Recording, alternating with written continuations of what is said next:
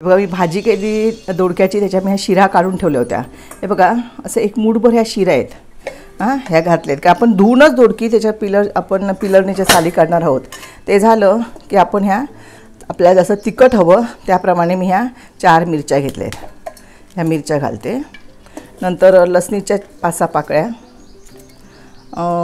थोडीशी कोथिंबीर, हे जरासं खोबरं, कारण आपल्याला त्याच्यामध्ये आपण असं आवळ्याची चटणी वाटतो, कैरीची वाटतो, तशी ही दोडक्याच्या शिरांची चटणी, म्हणजे त्या फुकट जाता कामा नये, त्याचा पण आपला उपयोग होतो.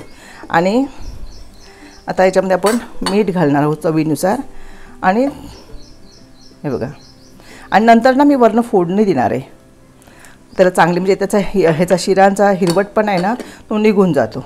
तर आता मी ही सगळं सामान मिक्सरला लावून घेते.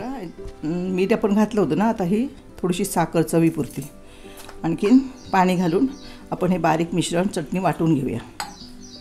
ही चटणी वाटून घेतली आहे. आता मी याच्यामध्ये फोडणी घालणार आहे.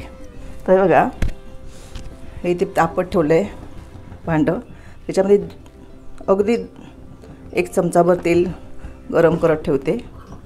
तेल गरम झालं ना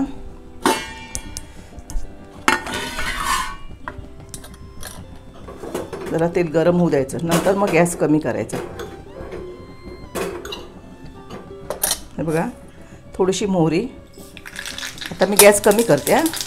नंतर थोडंसं जिरं, नंतर थोडासा हिंग, गॅस काढून टाकते. आणि कढीपत्त्याची 2-4 पानं. आता हे कारण ही फोडणी आहे ना याच्यावरती ओतणार आहे. आणि अशी चटणी आपल्याला चपातीबरोबर खायला किंवा भाकरीवर खायला खूप छान लागते. म्हणजे त्या दोडक्या शिरा पण फुकट गेल्या नाहीत आणि त्याची चटणी पण चविष्ट. कारण आता अशा दिवसामध्ये आपल्याला तोंडात लावायला चटणी असेल तर आपला आणखीन एक घास जास्त जातो.